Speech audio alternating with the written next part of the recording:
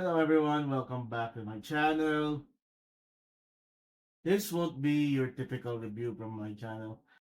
Uh, let's talk about the Metro Manila Film Festival and the movie that I've chosen na panoorin for this year, which is what you're seeing right now, Manila's Finest. Okay, I'm not turning on the VTuber model because it's not a VMX review, but stay tuned on Tuesday because we're gonna review Happy Ending.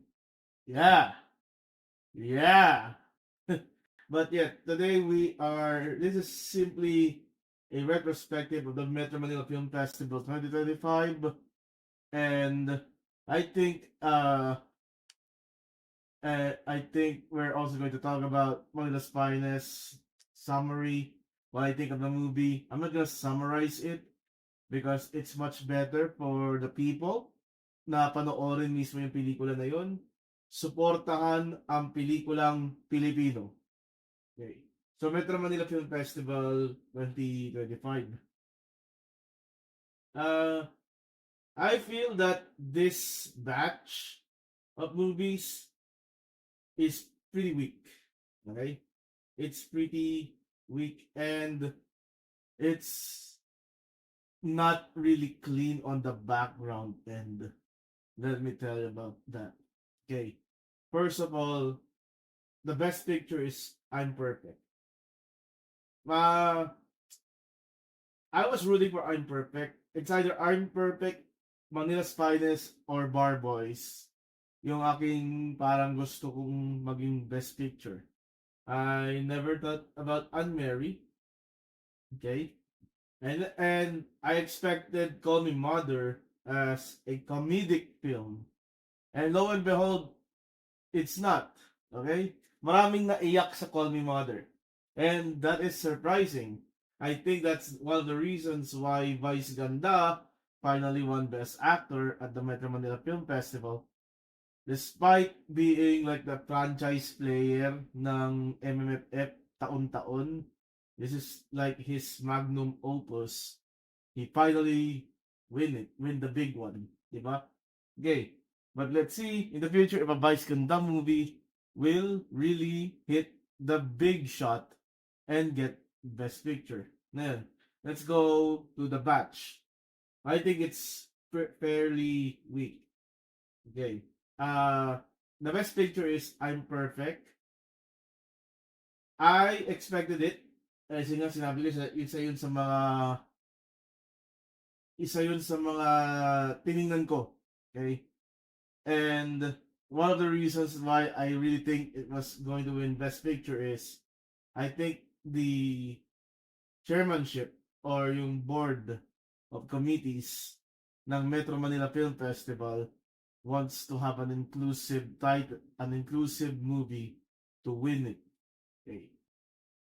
And I'm not against of inclusivity, mostly as long as it does not affect my video games in a creative standpoint. Pero uh, I've read some comments that Anne-Mary should have won Manila's Finest. Dapat nanalo. Pero kung titingnan mo, okay, yung story na I'm Perfect, it's really good naman. Okay? It hits home naman sa sa pagre-raise ng awareness of Down syndrome. However, there is a shady background for that movie, I'm Perfect. Yung kanyang producer ay nanay ni Atayde. And we are in the flood control era of Philippine politics kung saan kinakancel natin ang mga miyembro ng pamilya na involved sa mga flood control. And one of them is Arjo Atayde. At ang nanay niya ang producer ng pelikula. So, it could be something na parang try ng Atayde na ilinis sa kanilang pangalan. But let's remove all the malice aside. We should all try to support yung I'm Perfect. Just this once.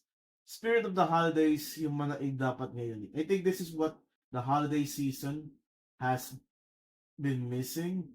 Parang nawala si Jose Marichan, di ba? Kasi puro corruption yung naririnig natin, eh. Puro balita, eh.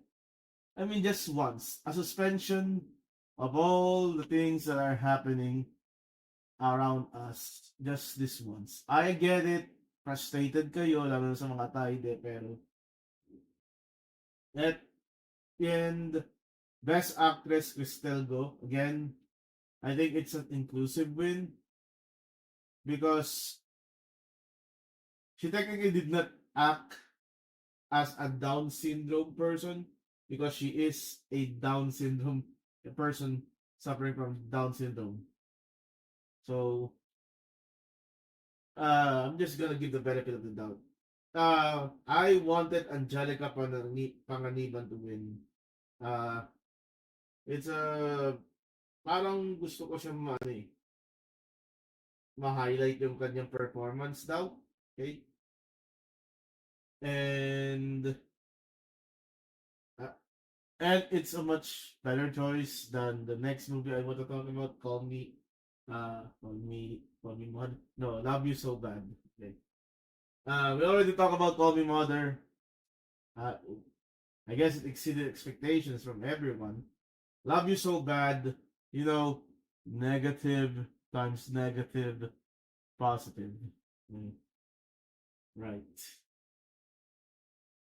Uh,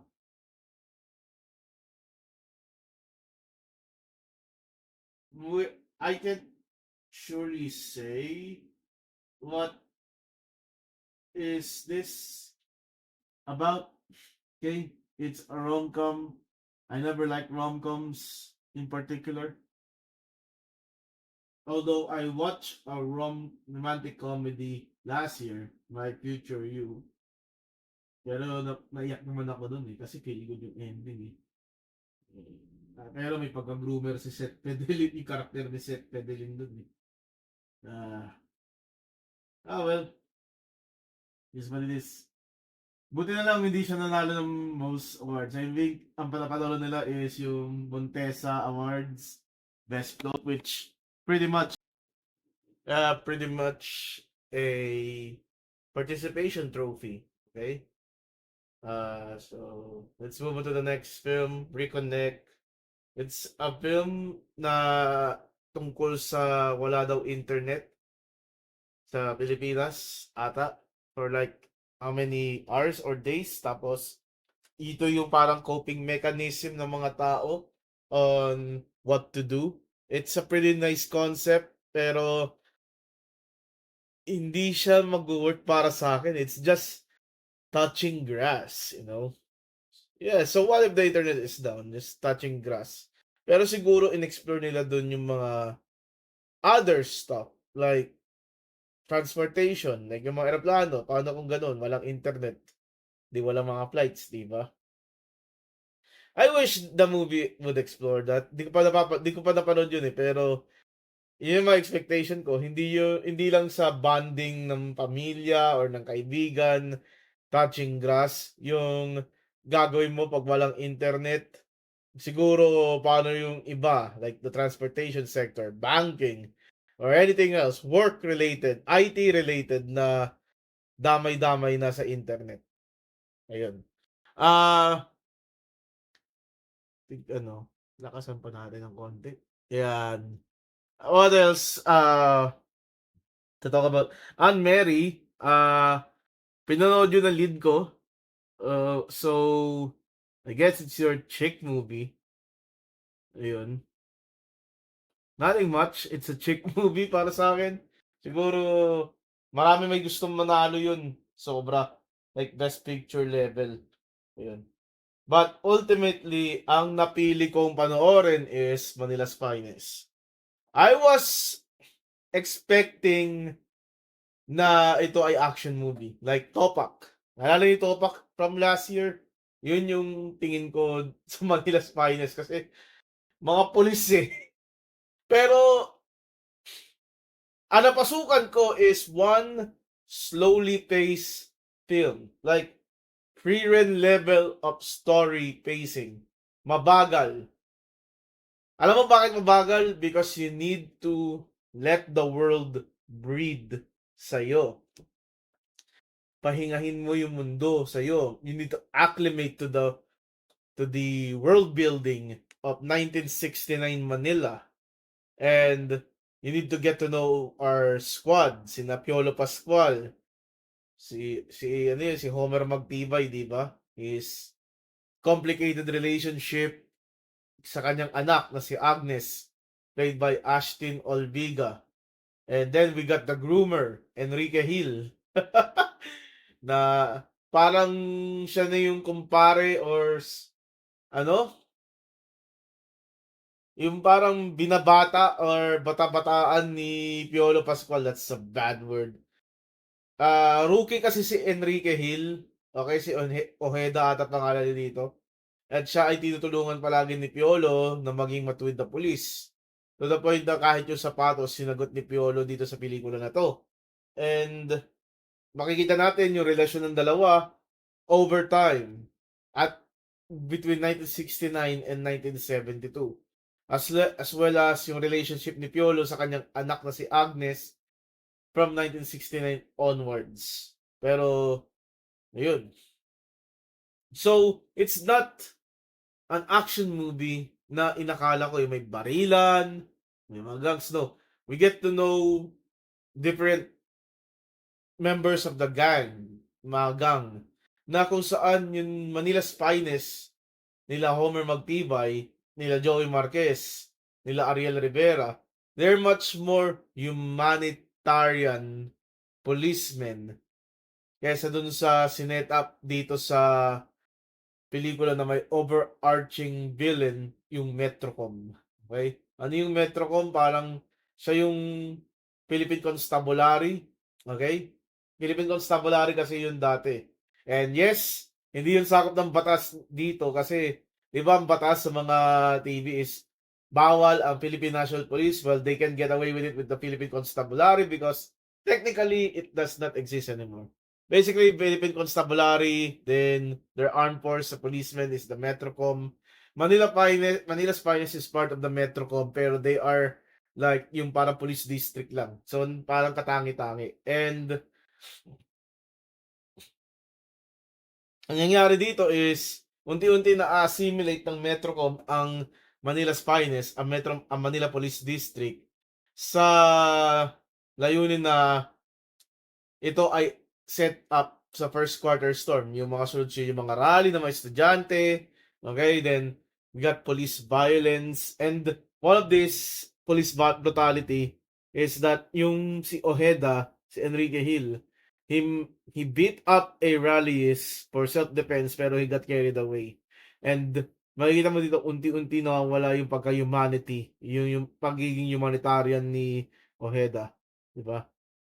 And simple lang dito is, dahil dito sa insidente na to, kinasuhan sila, na, lalo si Ojeda ng murder kasi napatay yung alaga niya. And then, the police force, Manila's Finest, unti-unti nawawala. We got Joey Marquez retiring. Piolo is the last one standing. Ojeda finally succumbs at nakain na ng sistema to his disappointment. And then Piolo it's a brutal dissection of this man. Okay? Medyo complicated rin relationship niya lore-wise kasi meron siyang pokpok na sinusyota, si Janet, played by Janice Curtis Smith. I assume siguro yan yung nanay ni Agnes siguro. Kasi asawa na dito ni Piolo, si Rica Peralejo. So, hindi naman nabanggit na patay na yung nanay ni Agnes. Siguro nabuntis lang ni Piolo itong si Janet. Ay, nabuntis nitong ni Homer si Janet para magkaroon ng Agnes. And then, nagkaiwanan na. Kaya broken family, di ba? Yung karakter ni Piolo dito, unti-unti na dissect. Nawala si Joey Marquez. Namatay sa inatake sa puso si Ariel Rivera.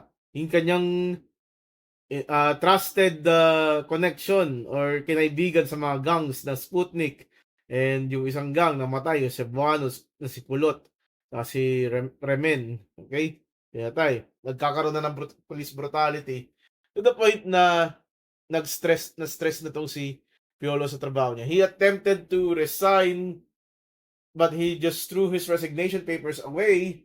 Yung kanyang bagong captain, si Rico Blanco, hindi rin siya close. He's like yung old dog na need na talagang mamatay or mawala. And ang masaklap dito is bumagsak si Piolo, bumagsak yung karakter na si Homer Magtibay sa labas ng estasyon ng MPD. Walang pumapansin sa kanya palabas-masok maliban doon sa isang pulis, si Cedric Manhata yun. And then napansin siya ni Ojeda, ni Enrique Hill. And that's it. Bumalik sa katinuan nitong si Enrique Hill. Meron dito parallel, the movie begins with Piolo escorting a civilian out of the curfew. Okay? Kasi pag natambad siya ng Metrocom, nako, torture yung abutin no, nakukulong. Buti na medyo humanitarian kasi yung Manila's Finest, inuwi lang nila yung bata sa tirahan. Diba? And then, yung dulo ng pelikula, kasama si Enrique Hill dito or ano, si Ojeda, muntik nang gahasain yung isa. Yan, same din, kotse ng Metrocom, nakita yung babae, pauwi, biyan na ng curfew, inaya sa kotse, muntik nang gahasain. And then, Ojeda just snapped back into his senses and defended the woman. Pinatakas niya yung babae, and I guess he's gonna get court-martialed, siguro. Naman yung tawag sa police version ng court-martial. Yeah, that's how Manila's Finest ending. Hindi siya happy ending eh. Okay? Hindi siya happy ending. It's just the sad truth na yung bleak reality, yung napakadilim na realidad na wala, hanggang dulo magsaserve tayo. Tapos yung mga nasa gobyerno, wala, yun lang. Parang ito yung premonition na kaya hindi umunlad yung bansa natin eh. It's a social message done right. And I'm surprised this is like what? The second best picture? Should have been best picture talaga. I'm upset that Bar Boys did not win. Kasi ang ganda nung ano eh. Ashton, I thought she would have more roles here, pero konti ng screen time niya. As in, limited. So I'm disappointed at that. Pero ang breakthrough performance dito si Piolo. This is my first Piolo Pascual movie. Kasi bata ako nung kasagsagan ni Piolo eh. Yung mga romansa niya eh. At hindi ako nanonood ng rom-com, di ba? Yun. So this is like my first Piolo movie. Gusto ko panoorin yung Kingdom last year, pero nanalo sa botohan is sa poll ko dito sa YouTube is My Future You. So it was either Kingdom or Uninvited My Future You, saka yung isa yung may breadwinner ata yun. Yung wag mag-alala, ipikit ang iyong mata, mama. Pahinga muna, wag ka nang Ayun. So what do I give Manila's Finest? Well, the dissection of the wild or sad society of 1969 Manila going to martial law is pretty wild. Yung yung expectation ko na action siya, but instead, it's going to be the mental murder of a policeman's personality. Yan.